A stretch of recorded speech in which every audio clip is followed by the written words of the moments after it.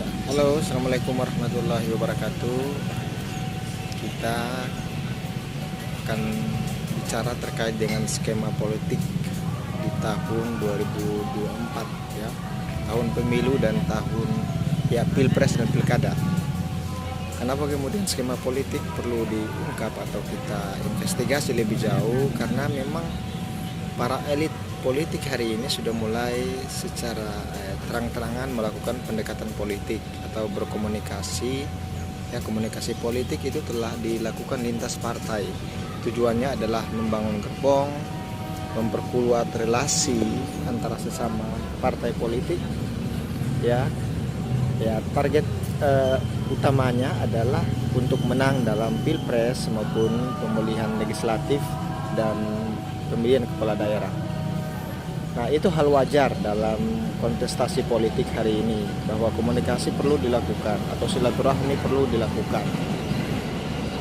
Seperti belum lama ini yang dilakukan oleh Ketua Umum PAN, ya, Zulkifli Hasan, mengundang Bang Anies Baswedan, mengundang Pak Ridwan Kamil, dan mengundang juga Pak Erick Thohir untuk hadir dalam sebuah acara.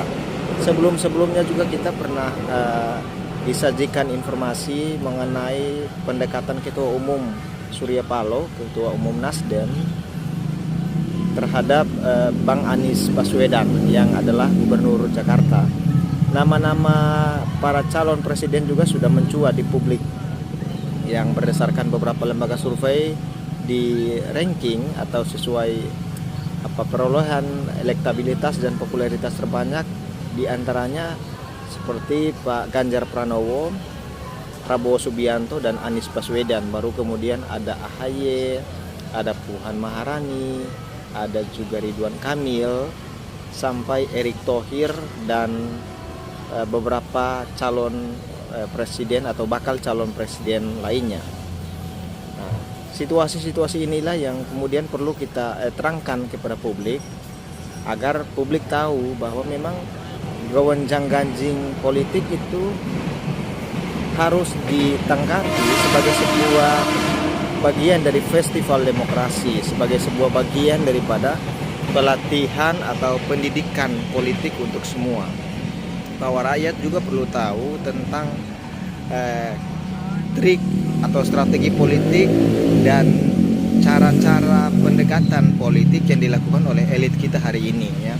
Bahwa apakah mereka melahirkan yang namanya konsensus politik atau kesepakatan politik didasarkan atas nilai-nilai bersama, kepentingan publik yang diprioritaskan, ataukah hanya atas kepentingan request kelompok tertentu, baik pengusaha ataupun kaum oligarki.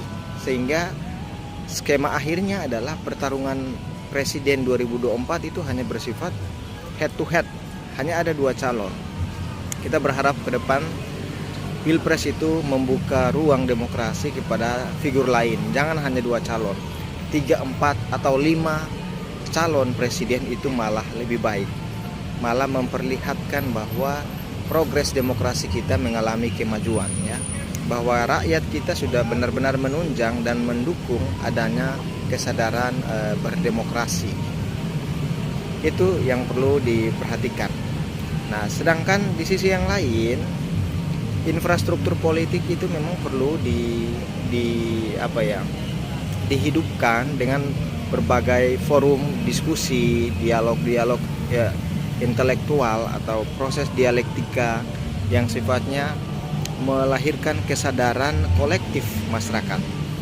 Jangan kemudian partai saja abai atau partai apatis terhadap proses diskusi-diskusi kritis atau diskusi intelektual, diskusi ilmiah yang dilakukan.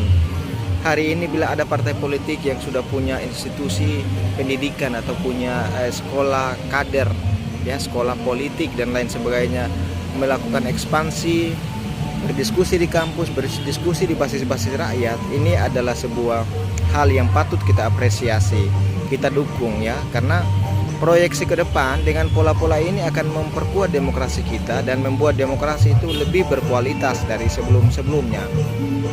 praktek-praktek money politik ya. Politik transaksional menjadi tergeser karena rakyat sudah kreatif, sudah kritis, rasional ya. Pandangan kritisnya dimunculkan sehingga yang terlahir adalah pilihan-pilihan rasional terhadap pemimpin, bukan lagi memilih pemimpin karena atas dorongan, tekanan atau bujukan duit dan lain sebagainya. Mungkin itu yang perlu menjadi perhatian. Ini pengantar diskusi saja Pak, kawan-kawan sekalian. Terima kasih. Billahi taufik wal hidayah. Assalamualaikum warahmatullahi wabarakatuh. Maju terus.